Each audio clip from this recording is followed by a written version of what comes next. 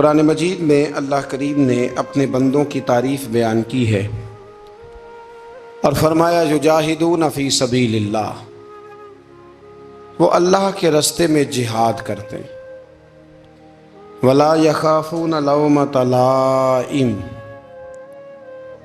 اور فرمایا اس راستے میں جب لوگ ان کی ملامت کرتے ہیں، لوگ انہیں برا کہتے ہیں تو وہ اس کی پرواہ نہیں کرتے، اس کا وہ خوف نہیں کھاتے، اس لیے کہ وہ اللہ کے راستے میں جہاد کر رہے ہیں۔ فرمایا ذالک فضل اللہ، یہ ان پر اللہ کا فضل ہے، وہ کسی ملامت کرنے والے کی ملامت کی پرواہ نہیں کرتے، خوف نہیں کھاتے، تو یہ ان پر اللہ کا فضل ہے۔ یؤتیہ من یشاء، اور یہ فضل اللہ جسے چاہتا ہے عطا کرتا ہے۔ واللہ واسع علیم، اللہ وسعت والا بھی ہے اور علم والا بھی۔ انسان جب بالکل ٹھیک راستے پہ چل رہا ہوتا ہے اور اپنے ضمیر کے عین مطابق وہ اپنی زندگی کے سارے معاملات کو قرآن و سنت کی روشنی کے اندر چلا رہا ہوتا ہے، اس کی خواہش ہوتی ہے کہ لوگ میرے پیغام کے ساتھ چلیں، اور اگر ساتھ نہیں چلتے تو کم از کم اس پر خوشی کا اظہار تو کریں، اس کی خواہش ہوتی ہے۔ میرے ساتھ اول تو چلیں چونکہ میں بات ٹھیک کر رہا ہوں، پیغام ٹھیک دے رہا ہوں، چونکہ میں ہوں حق پہ، یا تو میرے ساتھ چلیں۔ اگر اتنا نہیں ہو سکتا تو کم از کم شاباشی والا لفظ تو استعمال کریں، خیر والا معاملہ تو کریں۔ ہمارا مزاج کیا ہوتا ہے، ہمارا ماحول یہ ہوتا ہے کہ ہمیں اس سے غرض نہیں ہوتی کہ بندہ غلط ہے کہ ٹھیک ہے، ہمیں اس سے غرض ہوتی ہے کہ میرے مطلب کا ہے کہ نہیں، میرے مطلب کا۔ اب ہم ملامت کرتے ہیں، ہم اسے برا کہتے ہیں، وہ بندہ ٹھیک ہوتا ہے، اس کا نقصان یہ ہوتا ہے کہ کبھی تو اس شخص کی ہمتیں ٹوٹتی ہیں، کبھی وہ پریشان ہوتا ہے، اور کبھی دین کے کام میں رکاوٹ آتی ہے۔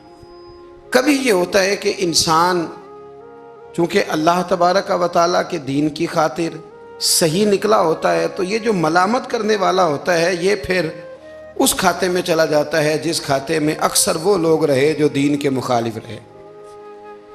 تو آپ اگر ٹھیک چل رہے ہیں، آپ کا راستہ ٹھیک ہے، آپ کا تعین ٹھیک ہے، پھر آپ کو ملامت کرنے والوں کی ملامت کی پرواہ نہ کرنا، یہ قرآن کا حکم ہے، یہ قرآن مجید کا حکم ہے، یہ نبی کریم علیہ السلام کا پیغام ہے۔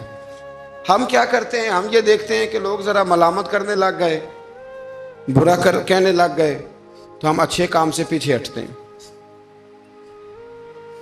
وہ جی میں نے نا داڑھی تو میں رکھ لوں، نمازی تو میں ہو جاؤں، پر میں کاروبار کرتا ہوں، تھوڑا بہت اینچ نیچ بھی ہو جاتی ہے، پھر لوگ تانا دے، پھر لوگ یہ کہتے ہیں کہ جناب دیکھو یہ نیک ہو کے داڑھی والا ہو کے بھی یہ کام کر رہا ہے، تو میں کہتا ہوں اگر لوگ تانا دیں گے تو تیرا ثواب بڑھ جائے گا، تیرے اجر میں اللہ اضافہ کر دے گا۔ بھی اب اگر میں یہ کہوں کہ میں ٹھیک ہو گیا ہوں، اس سے نقصان ہوگا، لوگ مجھے برا کہیں گے، تو بھئی اگر برا کہیں گے تو تیرے ثواب میں، شریر کا کام تو شرارت کرنا ہے، جو شریر ہے اس کا کام، سانپ کا کام کیا ہے، ڈسنا، وہ تو ڈسے گا، شریر تو شرارت کرے گا چونکہ اس کے مزاج میں شرارت ہے۔ آپ کو کیا کرنا ہے، آپ کو دیکھنا یہ ہے کہ آپ کا راستہ ٹھیک ہے، آپ حق پہ ہیں، پھر آپ کو شریر کی پرواہ نہیں کرنی، ڈسنے والے کی پرواہ نہیں کرنی، رب رسول کی رضا کی طرف دیکھنا ہے، پھر اللہ اور اس کے رسول کی رضا کی طرف دیکھنا ہے، آگے بڑھنا ہے، جد و جہد کرنی ہے، کام کو جاری رکھنا ہے۔ ایک سیانہ بندہ ہوتا ہے، وہ دو گروپوں میں صلح کرانا چاہتا ہے، وہ دو گروہوں کے اندر پل کا کردار ادا کرنا چاہتا ہے، قبیلے کے، برادری کے، خاندان کے لوگوں میں لڑائی ہو گئی، جھگڑا ہو گیا، یہ بندہ صلح کرا سکتا تھا، طاقت تھی، اس کو پتا تھا لوگ میری بات مانیں گے، اس نے مداخلت کی، یہ آگے بڑھا، فوراً ایک شخص نے کہہ دیا تیرا کیا لالچ ہے، چودھری بننا چاہتا ہے، تو سردار بننا چاہتا ہے؟ اب یہ کہتا ہے جناب چونکہ لوگ مجھے برا کہہ رہے ہیں، ان کا خیال ہے کہ میں سردار بننا چاہتا ہوں، لہذا میں نہیں صلح کراتا، لڑے رہو، حالانکہ میرے نبی کریم سید عالم نور مجسم صلی اللہ علیہ وسلم نے ارشاد فرمایا ہے، محبوب کریم علیہ الصلوۃ والسلام نے فرمایا 2 گروہوں میں جو صلح کرائے گا رب 2 حج اور 2 عمرے کا ثواب عطا فرمائے۔ اب اگر اس نے اس لیے صلح کرانی تھی واقعی کہ یہ دونوں گروہ مجھے چودھری مانے، تو پھر تو ایک نے انکار کر دیا کہ میں چودھری نہیں مانتا تو یہ پیچھے ہٹ گیا۔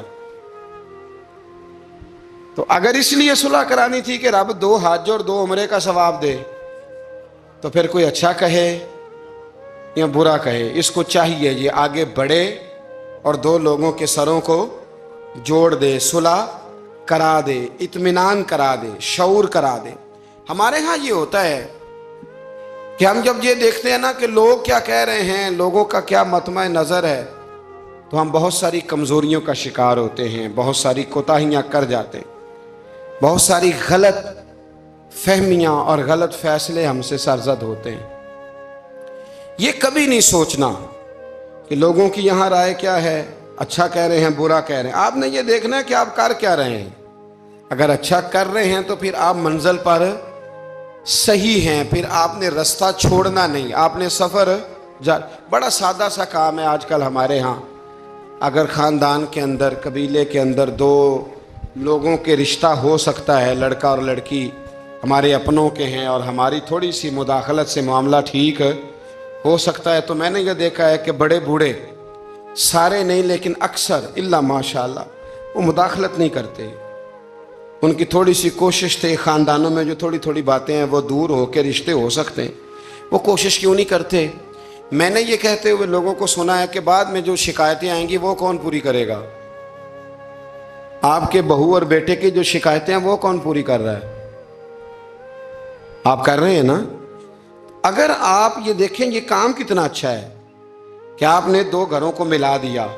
نبی کریم علیہ السلام نے حضرت ربیہ بن کعب کا نکاح بھی کرایا ہے، حضرت اسامہ بن زید کا بھی حضور نے رشتہ کرایا ہے۔ نبی پاک علیہ السلام ان کاموں پر توجہ دیتے کہ جہاں میرے آگے بڑھنے سے کہیں غلاموں کے بھلے ہو سکتے ہیں تو حضور آگے بڑھتے، وہ بھلا کرتے۔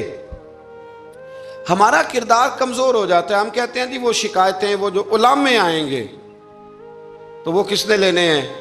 ایک بزرگ سے میں نے محبت کے ساتھ کہہ دیا تھا، میں نے کہا آپ کی کتنی زندگی ہے؟ 60-70 کے تو آپ ہو ہی گئے۔ آپ اپنی زندگی سیف کر رہے ہیں اگلے والی کہ مجھے کوئی شکایت نہ دے، ملامت نہ کرے، لیکن 2 خاندان جوڑ رہے ہیں، اس سے آپ کنارہ کر رہے ہیں۔ آپ 10 سال اور زندہ رہ لیں گے، 15 زندہ رہ لیں گے، آپ اپنے ان 15 سالوں کو تو محفوظ کر رہے ہیں، لیکن جو اتنا بڑا خیر کا کام تھا، اچھائی کا کام تھا، بھلائی کا کام تھا، اس کام سے آپ رک رہے ہیں۔ اسی طرح 2 آدمی لڑائی کر رہے ہیں، جھگڑا کر رہے ہیں، ایک بدتمیز ہے، شرارتی ہے، ظلم کر رہا ہے، زیادتی کر رہا ہے، تکلیف دے رہا ہے۔ ہمیں پتہ یہ بندہ غلط ہے، ہمیں اس کے خلاف احتجاج کرنا چاہیے، ہمیں اسے روکنا چاہیے، یہاں ہمیں کوشش کرنی چاہیے، لیکن ہم کہتے ہیں کہ میرا بھی نام آ جائے گا، تو وہ اس کے بارے میں لگا ہوا ہے نا۔ تو بھائی یہ یاد رکھیں، مکافات عمل ہے، اگر شر کو روکا نہیں جاتا تو شر پھیل جایا کرتا ہے۔ اس لیے میرے نبی کریم صلی اللہ تعالی علیہ وسلم نے فرمایا اپنے بھائی کی مدد کرو، وہ ظالم ہو تب بھی مدد کرو، مظلوم ہو تب بھی مدد کرو۔ تو صحابہ نے عرض کی یا رسول اللہ مظلوم کی مدد تو سمجھ میں آتی ہے، تو ظالم کی کیسے مدد کریں؟ اگر بھائی ظالم ہو تو پھر بھی مدد کرو، تو مظلوم کی مدد تو سمجھ میں آئی، تو یہ جو ظالم بھائی ہے اس کی کیسے مدد کریں؟ تو حضور نے فرمایا اسے ظلم کرنے سے روک دو، یہ بھی تمہارے لیے اس کی مدد ہوگی کہ تم نے اسے بہت بڑے ظلم اور زیادتی سے روک دیا ہے، اسے سمجھاؤ کہ یہاں تم غلط ہو، یہاں تمہارے اندر کوتاہیاں پائی جاتی ہیں، تو اسے منع کر دو، یہ بھی تمہاری مدد ہے۔ ہم کیا کہتے ہیں؟ ہم کہتے ہیں کہ مینوں کی لگے، میرا بھی ذکر آئے گا، میرا بھی، تو بھی ایسا نہیں ہوتا۔ شر کو روکنا ہے، برائی کو روکنا ہے، پھر اس رستے میں اگر کوئی شخص ملامت کرتا ہے تو اس ملامت کی پرواہ نہیں کرنی، یہ قرآن مجید کا حکم ہے۔ حضرت ابو ذر غفاری رضی اللہ تعالیٰ عنہ کہتے ہیں کہ دار ارقم میں نا صحابہ کرام چھپ چھپ کے نمازیں پڑھتے تھے، اور یہ بھی آپ یاد رکھ لیں کہ جب تک نبی پاک صلی اللہ علیہ وسلم نے اعلان نبوت نہیں کیا تھا تو حضور سارے مکے والوں کی آنکھوں کے تارے تھے، سارے صادق اور امین کہتے تھے۔ اور جب حضور نے کہا قولوا لا الہ الا اللہ، کہو کہ اللہ کے علاوہ کوئی معبود، اب کیا ہوا ہے؟ اب دو مسئلے ہوئے۔ ایک تو کچھ لوگوں کے مفادات کو ٹھیس پہنچی، اب انہیں ظلم چھوڑنے پڑیں گے، دین پہ آئیں گے تو ایک ہی صف میں کھڑے ہو گئے محمود و ایاز، نہ کوئی بندہ رہا نہ کوئی بندہ نواز، تو سب کو ایک ہونا پڑے گا، ایک صف میں آنا پڑے گا، ایک جگہ قائم رہنا پڑے گا۔ اب لوگوں کے مفادات کو ٹھیس پہنچتی تھی، وہ جو ظلم کرتے تھے، غلاموں کو بیچتے خریدتے تھے، ان پر زیادتیاں کرتے تھے، بچیاں دفن کرتے تھے، قبضے کرتے تھے، غریب کا مال لوٹ لیتے تھے۔ اب یہ سارے مفادات صرف انہیں بت نہیں چھوڑنے پڑتے تھے، انہیں اپنے سارے جرم چھوڑنے پڑتے۔ وہ کیا کرتے تھے؟ اس حوالے سے کہ اب ہمیں بڑا کچھ چھوڑنا پڑے گا، وہ واپس آ جاتے تھے، بیک ہو جاتے تھے۔ بہت سارے کام ایسے تھے جن میں وہ کمزوری کا شکار ہوتے تھے، وہ محسوس کرتے تھے کہ ہمارے لیے مشکلات بڑھتی چلی جا رہی ہیں، تو پھر وہ مخالفت کرتے تھے۔ پھر بات ذرا آگے بڑھی، میرے نبی رحمت، نور مجسم، شفیع معظم صلی اللہ تعالیٰ علیہ وسلم کی انہوں نے معاذ اللہ مخالفت شروع کر دی۔ کلمہ یہ نہیں دیکھا کہ ہمیں حق بات کہی جا رہی ہے تو حق بات پہ عمل کریں، بلکہ حضور کی ایک گروپ یہ تھا، اور دوسرا گروہ وہ تھا، حضرت ابو سفیان رضی اللہ تعالیٰ عنہ مسلمان ہوئے تو وہ بیان کرتے ہیں کہ اس زمانے میں نا اخنس بن شریک نے کہا تھا ابو جہل سے کہ یار ساری زندگی امین صادق اور امین کہتے رہے ہیں، آج ان کی کن پٹیوں پہ سفید بال آئے ہیں اور انہوں نے اعلان نبوت کیا تو ہم کیوں نہیں مانتے؟ تو ابو جہل کہنے لگا یار باتیں وہ ٹھیک کرتے ہیں، کام ان کا ٹھیک ہے، لیکن مسئلہ یہ ہے کہ اگر ہم ان کا کلمہ پڑھ گئے تو پھر چودراہٹ تو اس خاندان میں چلی گئی۔ چودراہٹ کی بنیاد پر حق بات کی مخالفت، کہ چودراہٹ ادھر چلی گئی ہے، بڑائی ادھر چلی گئی ہے، تو حق بات کی مخالفت اس بنیاد پر لوگوں نے شروع کر دی۔ اب ملامت کی جو وجوہات ہوتی ہیں وہ یہاں حسد ہوتا ہے، یا عداوت ہوتی ہے، یا اس کی بنیاد یہ ہوتی ہے کہ وہ آپ کے مفادات کو ٹھیس پہنچ رہی ہے، یا محسوس کر رہے ہیں کہ بڑائیاں کسی اور طرف چلی گئیں۔ تو میرے رسول کریم سید عالم نور مجسم شفیع معظم صلی اللہ تعالی علیہ وسلم نے دار ارقم کے اندر، پہلے حضور آنکھوں کے تارے تھے، پھر یہ حالت ہوئی کہ چھپ کے دار ارقم کے اندر صحابہ نے مجھے کہا کہ باہر جا کے بتانا نہ، کہتے ہیں نبی پاک نے جب نصیحتیں کی نا تو حضور نے مجھے یہ نصیحت فرمائی کہ ابو ذر کلمہ تو نے پڑھ لیا ہے، اب لوگ تمہیں برا کہیں گے، ملامت کریں گے، پر تم نے کسی ملامت والے کی پرواہ، تم نے کسی کی پرواہ، تم نے پرواہ نہیں کرنی۔ کہتے ہیں میں نے وعدہ کر لیا۔ حضرت ابو ذر غفاری رضی اللہ تعالیٰ عنہ ارشاد فرماتے ہیں کہ میں نے حضور سے وعدہ کر لیا کہ اب میں کسی کی پرواہ۔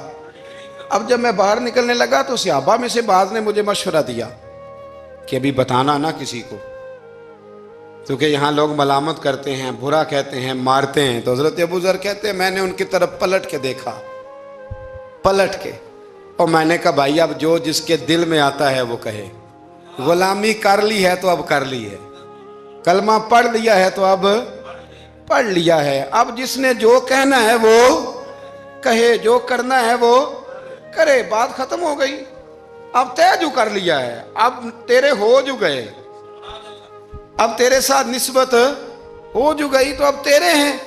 اور کہنے لگے میں نے حضور سے وعدہ کیا ہے کہ اب میں کسی کی پرواہ نہ کریں۔ داتا گنج بخش علی اجویری رحمت اللہ علیہ فرمایا کرتے تھے کہ حق بات پر اور سچے رستے پر چلنے کا تو مزہ ہی تب آتا ہے جب دل ٹوٹتا ہے، جب تکلیف ہوتی ہے۔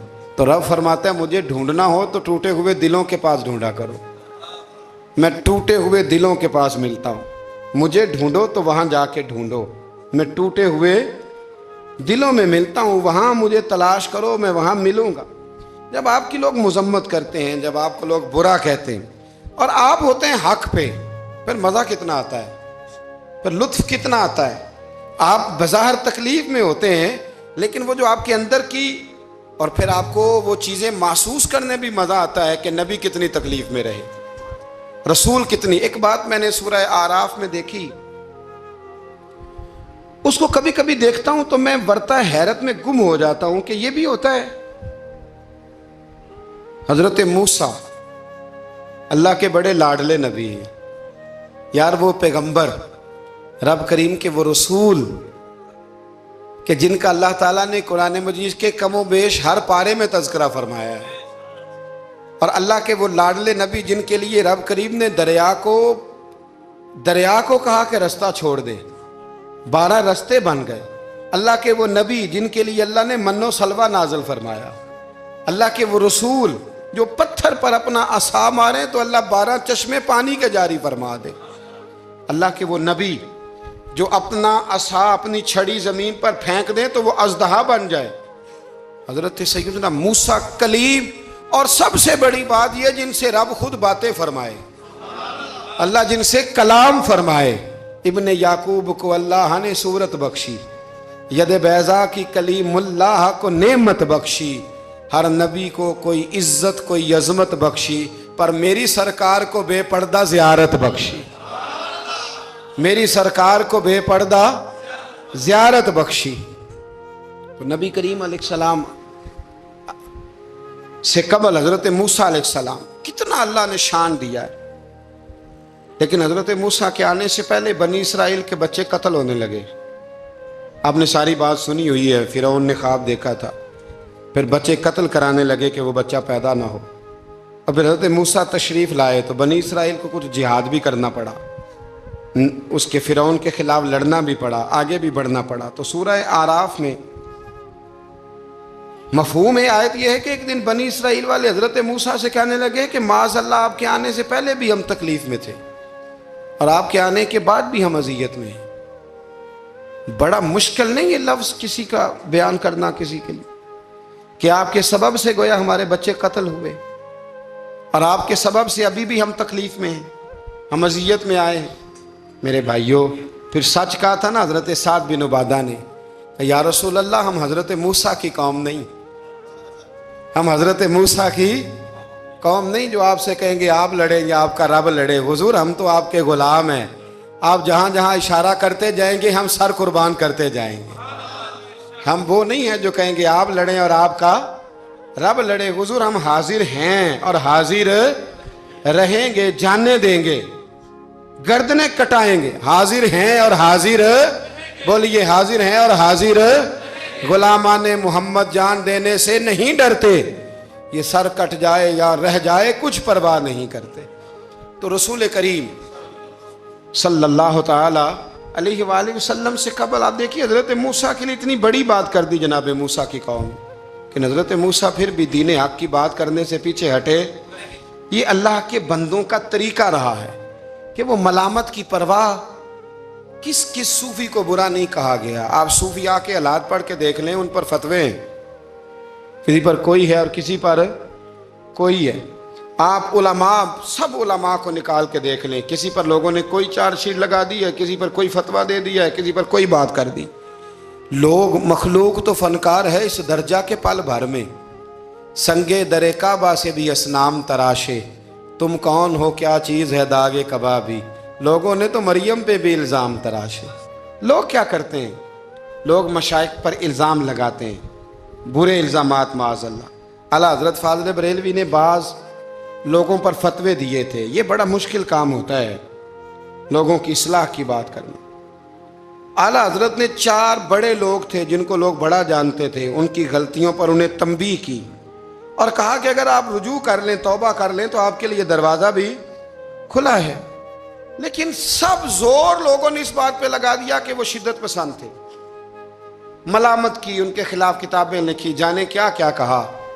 ان کی اس ایک بات کو لے کر جو کہ عین حق تھی، لوگوں نے شدت پسند کہا، اور جو فاضل بریلوی نے ساری زندگی عشق رسول کا درس دیا، جو 1000 سے زیادہ کتابیں لکھی، جو انہوں نے رسول اللہ کے ترانے لوگوں کو یاد کرائے، جو انہوں نے ہر عنوان پر قلم اٹھایا، لوگ ان کی خدمات کو بھول گئے۔ یاد رکھو تنقید کی اینک لگا کے دیکھو گے تو ساری دنیا غلط ہی نظر آئے گی، اور محبت کے ساتھ دیکھو گے تو اللہ نے کائنات میں بڑا حسن رکھا ہوا ہے. رب کی مخلوق بڑی پیاری ہے، بڑی شاندار ہے، بڑی بندہ نواز ہے. میرے علیہ الصلوۃ والسلام کے غلاموں میں جتنے لوگ بھی تھے ان سب کے، یہ جو ہمارا خیال ہوتا ہے نا کہ سارے لوگ ہمیں اچھا کہے، یہ خیال سرے سے درست ہے ہی نہیں. ساری دنیا مسلمان ہو گئی، اللہ کو ماننے لگی ہے، حضور کا کلمہ پڑھنے لگی ہے، تو آپ کو سارے اچھا کیسے کہہ دیں گے؟ جب رب رسول کے بارے میں ابھی سارے لوگ کلمہ نہیں پڑھتے، مطیع اور فرما بردار، تو آپ کا یہ دعویٰ کیسے ہے؟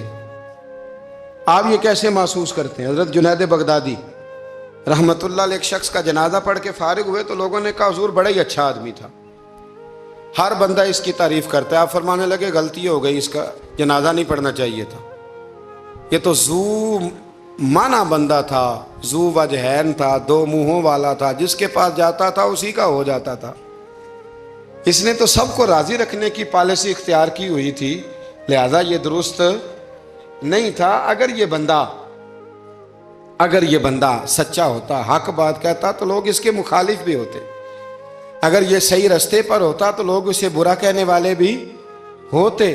تو چونکہ یہ درست نہیں تھا، باتیں چھپاتا تھا، غلطیاں کرتا تھا، جدھر جاتا تھا اسی کا ہو جاتا تھا، لہذا کوئی اسے برا نہیں کہتا، تو اس کا مطلب یہ ہے کہ یہ حق بات نہیں کہتا تھا. حضرت جنید بغدادی خود ایک دن گزر رہے تھے گلی سے، مرید شاگرد عقیدت مند ساتھ تھے. تو ایک شخص نے آپ سے کہا معاذ اللہ ثم معاذ اللہ، کہنے لگا او زندیق، یعنی اے بے دین، او زندیق. جب اس نے یہ لفظ کہے نا تو آپ کے شاگردوں کو بڑا برا لگا، غصہ آیا.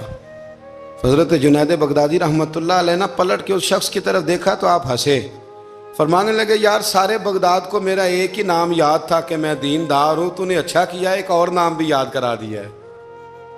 چلو ایک اور نام بھی لوگوں کو یاد ہو گیا، پہلے سارے بغداد کو میرا بولیے ایک ہی نام پتا تھا کہ جنید بڑا اچھا کیا تو نے. حضرت مولانا ظفر الدین صاحب بہاری ملک العلماء، انہوں نے بخاری کی شرح لکھی ہے، اعلیٰ حضرت رحمت اللہ علیہ کے خلیفہ تھے.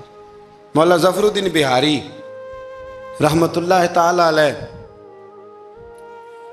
آپ فرماتے ہیں کہ اعلیٰ حضرت کو نا بے شمار خط آتے تھے. اب تو ٹیلی فون کا رواج ہے، تو اس زمانے میں خطوط ہی، ویسے خط بھی بڑا شاندار ہوتا تھا، بندہ سوچ سمجھ کے تو لکھ لیتا تھا نا. تو بڑے خط آتے تھے اعلیٰ حضرت کو، خطوط پر ہی آپ جواب دیا کرتے تھے. خط آتے، کسی نے کسی لقب سے پکارا ہے، کسی نے کسی نام سے پکارا ہے، کسی نے ایک خط آیا تو اس میں بڑے غلط لفظ لکھے تھے، بڑے بڑے غلط جملے، معاذ اللہ ثم معاذ اللہ، ملامتی لوگ جو ملامت کرنے والے ہوتے ہیں، انہیں بڑی تکلیف پہنچائی تھی. تو اعلیٰ حضرت فاضل بریلوی رحمت اللہ تعالیٰ علیہ کے خلیفہ مولانا ظفر الدین صاحب بہاری رحمت اللہ علیہ نے وہ خط جب پڑھا تو بڑا غصہ آیا، بڑا جلال. اعلیٰ حضرت رحمت اللہ علیہ فرمانے لگے کیا ہوا؟ عرض کی اور اس نے بڑے برے لفظ لکھے ہیں، میں اس پر مقدمہ کروں گا، کیس کروں گا، عدالت جاؤں گا. تو اعلیٰ حضرت فرمانے لگے وہ پہلے جس نے پیارے لفظ لکھے ہیں پہلے اس کے لیے انعام کا اعلان کرنا، پہلے کوئی جائیداد دے، کوئی تحفہ دے، پھر اس پر مقدمہ بھی کر لینا. فرمایا اگر اتنے لوگ اچھا کہہ رہے ہیں تو دو چار ایسے ہیں بھی، تو میں یہ کہا کرتا ہوں چلو نظر نہیں لگتی. کیا ہوتا ہے بولیے، اللہ کرے آپ کو سمجھ آئے. چلو نظر نہیں لگتی، کو دو چار ہوں بھی تو نظر کوئی عرض نہیں، نظر نہیں لگتی. اعلیٰ حضرت فرمانے لگے یا تو ان کو انعام دو، ان کے نام جائیداد کراؤ، تو پھر تکلیف دینے والوں پر مقدمے بھی کر لینا. تو اگر وہاں تمہیں انعام نہیں دے رہے تو پھر یہاں تمہیں مقدمہ کرنے کی حق بات پر، سچی بات پر آپ مستقل مزاجی اختیار کریں، آپ ٹھہریں. پھر آپ کو کوئی کیا کہہ رہا ہے، کوئی آپ کے بارے میں کیا بیان کر رہا ہے، پھر آپ اس بات سے نکل آئیں، پھر آپ اس سے نکلیں. میرے نبی رحمت نور مجسم شفیع معظم صلی اللہ تعالی علیہ وسلم طائف کے بازار بھی چلے گئے تھے، عکاظ کی منڈیوں میں بھی حضور چلے گئے. نبی پاک نے ایک کافر کے ہر سوال کا جواب دیا. اور جب دین کی تکمیل ہونے لگی مدینہ منورہ میں تو کافر ختم ہوئے تو منافق کھڑے ہو گئے. پوری صورتیں ہیں منافقین کے بارے میں. ادھر سے معاملہ ختم ہوا تو ادھر سے کبھی حضور کے علم پر اعتراض کرتے ہیں, کبھی حضور صلی اللہ تعالیٰ علیہ وسلم کے صحابہ پر شکوہ کرتے ہیں, کبھی کوئی بات کرتے کبھی کوئی بات کرتے. لیکن میرے حبیب کریم علیہ السلام نے ہمیشہ ڈٹ کر, کھڑے ہو کر, استقامت کے ساتھ ہر بات کو سنا اور امت کو یہ پیغام دیا کہ تم نے سچی بات پر کھڑے رہنا ہے, تم نے دائیں بائیں پلٹنا نہیں ہے. امام احمد بن حنبل رحمت اللہ ہے. امام احمد بن حنبل بہت بڑے امام تھے. 14 جلدوں میں کتاب لکھی آپ نے حدیث پاک کی, مسند امام احمد بن حنبل. اور کلیجہ ٹھنڈا ہو جاتا ہے امام صاحب کی تحریریں پڑھ کے. اتنے بڑے آدمی, ہر دور میں کوئی نہ کوئی فتنہ پیدا ہوتا ہے. تو فتنہ اس طرح پیدا ہوتا ہے کہ لوگ دین کا نام لے کے بعض اوقات فتنہ کرتے ہیں. مرزا غلام احمد قادیانی جب آیا تھا تو وہ تشریحات ہی کرتا تھا معاذ اللہ دین کی. کبھی اپنے آپ کو محدث کہتا تھا, کبھی مفسر کہتا تھا, پھر آہستہ آہستہ وہ مجدد بننے لگا, پھر کہنے لگا میں ذلی نبی ہوں, بروزی. پھر اس بے ایمان نے کھل کر اپنے باطن میں چھپی ہوئی ہر غلاظت کا ذکر کرنا شروع کیا. تو دین کے اندر داخل ہو کر دین کا نام لے کر جو فتنے برپا کیے جاتے ہیں, اللہ تعالیٰ ان سے محفوظ فرمائے. اللہ تعالیٰ ہمیں محفوظ فرمائے. دین کا نام لے کر, لبادہ اوڑھ کر, لائسنس لے کر دین کا جو فتنے لوگ برپا کرتے, بڑے خطرناک, بڑے خوفناک وہ بھی فتنے ہوتے ہیں. حضرت امام احمد بن حنبل کے زمانے میں ایک فتنہ اٹھا تھا خلق قرآن کا. خلق قرآن کا, کہ قرآن اللہ کی تخلیق ہے یا اللہ کا کلام ہے. لوگ گنجائشیں نکالتے ہیں نا اس طرح کے جملے کہ لوگوں کو کیسے قرآن پاک سے یا حضور کے فرمان سے یا دین سے دور کیا جائے, تو تعویلات کرتے ہیں. ایک فتنہ تھا. امام صاحب نے ڈٹ کے فتویٰ دیا کہ قرآن مجید اللہ کا کلام ہے, یہ اللہ کا کلام ہے, حضور علیہ السلام پر نازل ہوا ہے. امام صاحب نے اعلان کیا, ڈٹے, تو بادشاہ وقت نے آپ کو قید کر دیا. پولیس بھیجی, امام صاحب کو پکڑ کے لے گئی. جیل میں جانا کو برا نہیں, سارے جیل میں قیدی برے نہیں ہوتے. جیل میں تو حضرت یوسف بھی رہے ہیں. حضرت یوسف علیہ السلام بھی جیل میں, سارے لوگ جرم کر کے نہیں آئے ہوتے, کچھ عدل کر کے بھی جیل میں آئے ہوتے ہیں. لیکن اس کا کوئی غلط ترجمہ نہ کر لینا, جیل میں برے بھی ہوتے ہیں. برے بھی جیلوں میں اپنی مرضی کی لائنیں بھی لوگ بنا لیتے ہیں نا. تو اچھے لوگ بھی بعض اوقات بعض آزمائشوں کے سبب جیلوں میں جاتے ہیں. امام احمد بن حنبل کو جب گرفتار کر کے لے گئے نا, تو امام صاحب کچھ دن جیل میں رہے. جب واپس تشریف لائے امام احمد بن حنبل رحمۃ اللہ علیہ, جب آپ واپس تشریف لائے تو آپ کے صاحبزادے کہتے ہیں کہ ابو الحسن نام کا ایک چور تھا. ابو الحسن نام کا پکا چور تھا. پکے چوروں کا بھی سب کو پتا ہوتا ہے نا, سارا بغداد جانتا تھا کہ پکا چور ہے. لیکن امام صاحب کچھ مہینے جیل میں رہ کے واپس آئے تو ہر نماز کے بعد اس چور کے لیے دعا کرتے, کہتے اللہ ابو الحسن پہ رحم فرما, اللہ اس پر. حد ہو گئی حضرت, چور سے ملاقات. اب آپ جیل جائیں گے تو ایسے لوگوں سے ملاقاتیں تو ہوں گی نا, قاتلوں سے بھی, چوروں سے بھی, دہشت گردوں سے بھی, تخریب کاروں سے بھی. امام صاحب کی ملاقات ہو گئی تھانے میں, جیل میں. ہر نماز کے بعد دعا کرتے. آپ کے صاحبزادے کہتے ہیں میں نے ایک دن کہا ابا جی اس چور کے لیے آپ دعا کرتے ہیں تو نماز میں بڑے نمازی شریک ہوتے ہیں, کسی نمازی کا خیال کہیں جاتا ہے, کسی کا کہیں جاتا ہے, تو آپ بتا ہی دے بات کیا ہے. تو امام صاحب فرمانے لگے یار ہے وہ چور, پر اس نے مجھے ایک بہت بڑی نصیحت کر دی. چور نے, ہم تو محدثین اور علماء کی بات نہیں نہ سنتے, تو نصیحت لینے والے کہتے ہیں جہاں سے اچھی بات ملے وہاں سے لے لو. کہتے ہیں چور نے مجھے ایک نصیحت کی. حضور وہ کیا؟ کہتے ہیں جب میں تھانے میں گیا تو وہ بھی تھانے میں تھا, میرے ساتھ ملاقات ہوئی تو کہنے لگا حضور آپ حق اور سچ پہ ہیں, حضور آپ حق اور سچ پہ. کہنے لگا میں چور ہوں, چوری کے الزام میں آیا ہوں, پہلی دفعہ نہیں آیا, کئی دفعہ آ چکا ہوں. بادشاہ اور کوتوال کے ہاں میرا نام درج ہے, کئی دفعہ آ چکا ہوں, میرا ان کے پاس نام درج ہے. یہ مجھے بڑا مارتے ہیں, پر میں برا ہوں تو برائی پہ ڈٹا ہوا ہوں. میں کبھی باز نہیں آیا, یہ مجھے مارتے ہیں، میری ضمانت ہوتی ہے، پھر جاتا ہوں برا کام کرتا ہوں۔ کہنے لگا حضور اگر میں برے کام پہ ڈٹا ہوں تو خیال رکھنا آپ تو اچھا کام کر کے آئے ہیں، حضور ذرا ڈٹ کے رہنا، دیکھنا ذرا ڈٹ کے رہنا، اس میں کوئی کمزوری نہ دکھانا، تو اچھے کام کے لیے آئے۔ تو امام احمد بن حنبل فرماتے ہیں مجھے اس کی بات یاد رہ گئی۔ اس نے مجھے کہا کہ آپ نے پرواہ نہیں کرنی کہ لوگ کہیں گے جیل گئے ہیں تو تھانے گئے ہیں تو کچہری گئے ہیں تو یہ ہوا ہے تو فلاں ہوا، نا نا نا نا، نے ڈٹنا ہے اور ڈٹ کے رہنا ہے۔ دوستو لوگ کیا کہہ رہے ہیں، لوگ کہاں کھڑے ہیں، اس کو چھوڑیں۔ آپ یہ بتائیں آپ حق پہ ہیں، آپ صحیح کر رہے ہیں، آپ کا ضمیر مطمئن ہے، اللہ رسول کی بارگاہ میں آپ سرخرو ہیں، آپ اس کو دیکھیں اور کسی ملامت کرنے والے کی ملامت کی پرواہ نہ کریں۔